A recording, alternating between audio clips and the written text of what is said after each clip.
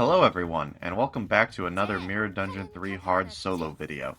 Today we will be going in with our resident 5-star chef who definitely didn't fail culinary school, Chef Ryoshu. The main draw of this identity is how very easily she can provide healing through her passive. In this regard, her support passive is much more useful as it doesn't require any specific sinner to give the finishing blow. However, in regards to soloing, this doesn't really matter, as she is the only one capable of doing that. Since we're on the topic, let's start off breaking down her kit with her passive. Rustle Up, which costs 5 lust to activate, which is fairly easy as both skill 3 as well as her defense skill are lust skills, and gives 15 HP to the ally with the least HP on kill. This only activates once per turn, so if you want to maximize its value, you need to be very particular about when you kill each enemy. Its healing can be further boosted by both Chef Gregor's support passive by an extra 5, and every stack of appetite that Ryoshu has will further boost the healing by 10%. Her skill 1, PC, or Prep Cooking, is a 2-coin 4 to 10, which inflicts 1 bleed count and gains 2 appetite on hit. This is the quickest and easiest way for her to gain appetite, but other than that, it's not very useful. Her skill 2, IH, or Ingredient Hunt, is a 3-coin 3 to 18. This is not only her best clashing skill, but also her main DPS against slash-resistant enemies. Every one of Ryoshu's egos are slash, with the exception of Soda, which is a pierce skill, so having her skill 2 be pierce gives her much needed damage variety. On use it gives 1 appetite, and on hit with each coin will inflict 1 bind, 3 bleed on heads hit, and if the enemy has bleed or paralyze, 4 HP healing down. The bleed and bind are nice, but the HP healing down is very niche and hardly ever does anything. Her skill 3, I Can Cook Anything, is a pure 100% damage skill. It is a 4-coin 3 to 15, which does increased damage depending on the target's HP, and for every coin that hits heads, the final coin of the skill will also receive increased damage. Lastly, her evade skill is pretty average, rolling 4 to 14, but it does have the benefit of gaining haste on evade. The only other thing to note is that she perfectly fuels her ego Red Eyes open, which, while being inferior to 4th Match Flame, is not something to scoff at. Having tried this run multiple times, the first major roadblock is, as always, the first floor boss. None of them would have really been a favorable matchup, but if I had to choose one, I'd probably say G-Corp may be the easiest, as they are weak to slash. Red Eyes could pretty easily stagger most of them. But unfortunately, we weren't so lucky and we're up against Meryl, and oh boy was this an RNG fest of a fight. The starting ego gifts I took were Oscillating Bracelet, which does nothing, and Painkillers, which was the one I actually wanted. Chef Ryoshu has this nasty thing called a negative defense skill, and not the greatest HP by any means. Meaning, even if she takes resistant hits, they still hurt a lot. This makes the floor 1 boss pretty difficult, as you cannot stop being staggered turn 1 or 2, making painkillers basically required. The first turn is pretty standard. Get skill 2 and hope the sloshing enemy with only 107 HP is the one that you are clashing with, so that you kill them if you roll all heads. Then either pray the enemy doesn't roll too many heads, or 3 of them are using defense skills. Turn 2 is where the RNG really starts to show. Typically, turn 1 you will be inflicted with Bind, which will make every enemy outspeed you this turn. So the only way to counteract that is to overclock egos and hope the random target it picks is the fastest enemy. Using both Red Eye egos, we only have enough Gluttony resources to fuel the closed version once, and luckily we have just enough HP to survive and use them staggering 2 of the enemies in the process. Of course, turn 3 we also get staggered, but thanks to painkillers and having staggered 2 enemies, it isn't too bad.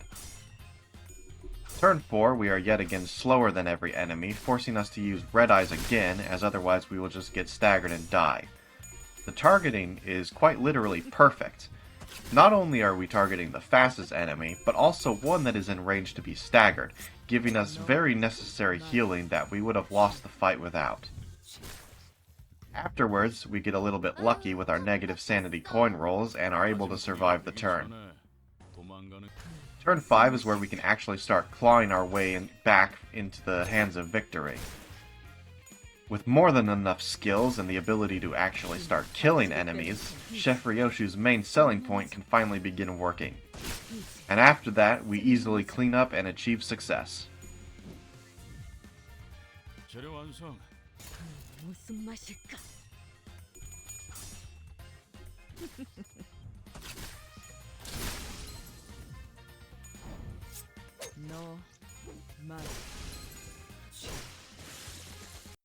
Our reward is basically nothing.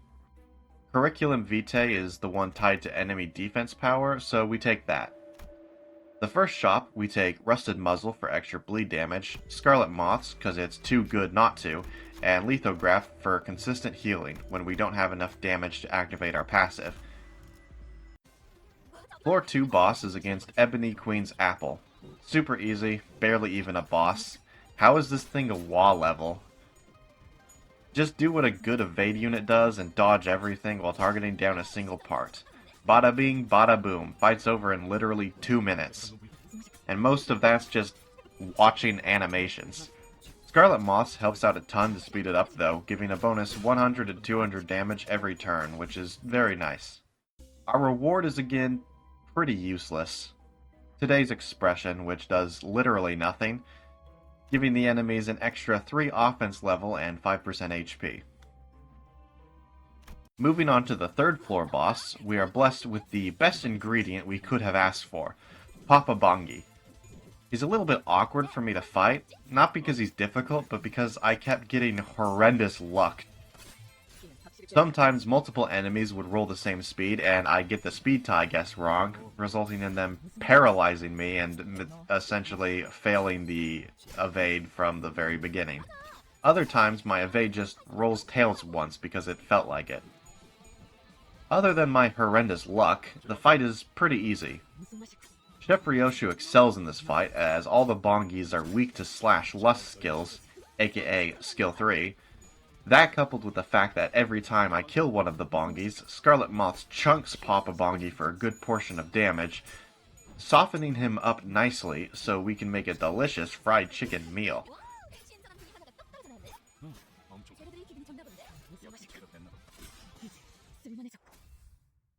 Our reward for preparing the big chicken is finally something useful, Illusory Hunt.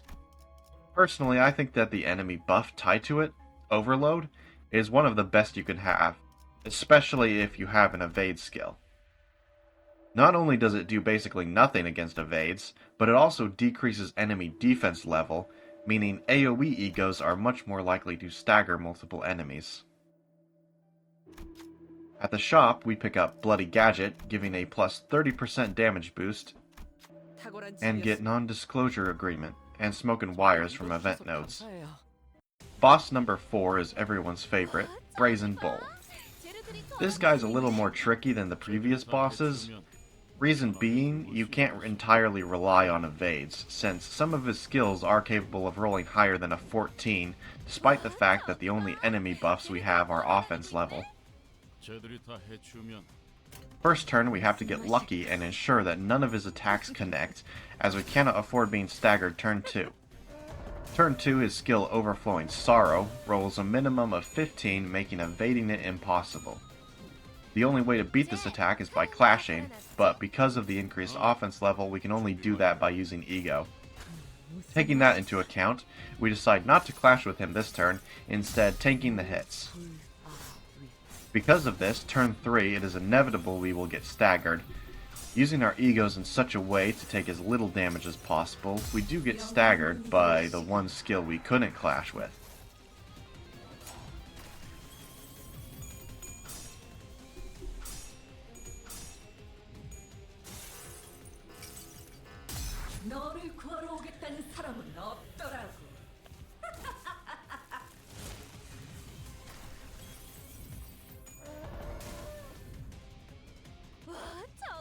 Except that's a lie, and we don't get staggered because I neglected to mention the fact that we actually picked up Greycoat earlier. I don't remember when, and I don't have the footage, but just know that we have it. We are also left with a perfect minus 44 sanity, just barely enough to prevent corrosion. Turn 4 is a recreation of Turn 3, except this time we have an extra skill to do damage. This time corrosion is the goal.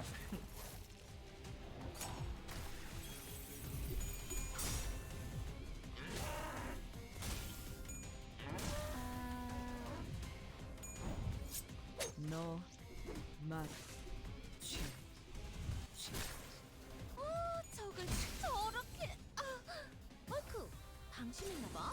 Having clashed with 3 overflowing sorrows triggers the head to come out. We clash with our corrosion and very easily weaken the part, allowing us to stagger it next turn. Having cobwebs in your beef may turn some people away, but I think it just adds to the flavor.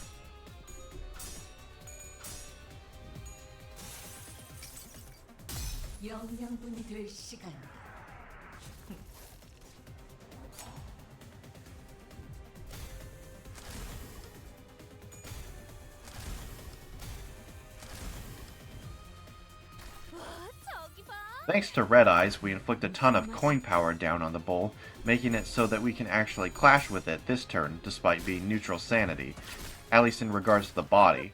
The head, we simply one-sided attack until it staggers and do an absurd amount of damage. All that's left after is a little bit of cleanup, and in a matter of moments, we can now feast on a delicious steak meal.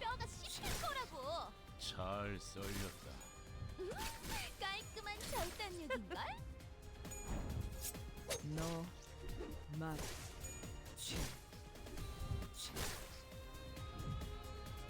아까 절단해놓은 부위 무슨 맛일까? No, mat, 이제 쓸만해졌군.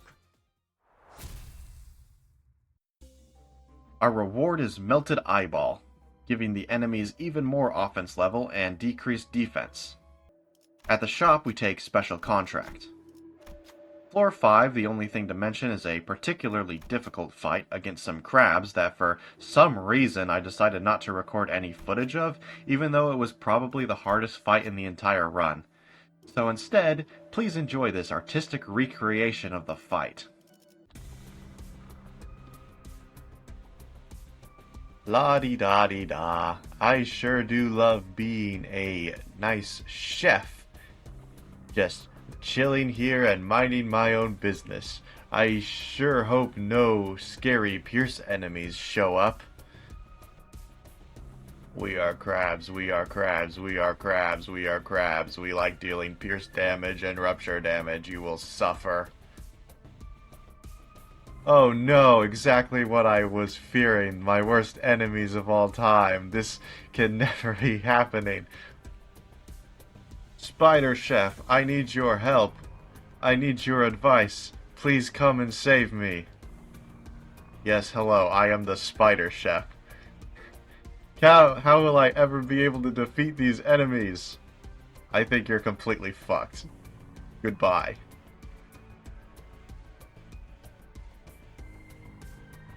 No! The final boss is against My Form Empties, and is one of the easier fights in the run, on par with Ebony Queen. We dodge almost everything turn 1, and turn 2 we are able to absolutely obliterate Ada with discount quick suppression.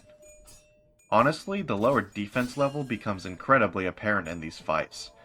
The fact that we have an evade skill means we can entirely ignore the only benefit the offense level gives, and have a permanent 4 fragile on these guys at all times, making our DPS skyrocket. By the time we finish off Guido and the other guy, My Form Empties has already taken around 25% of its total HP and damage from Scarlet Moths alone.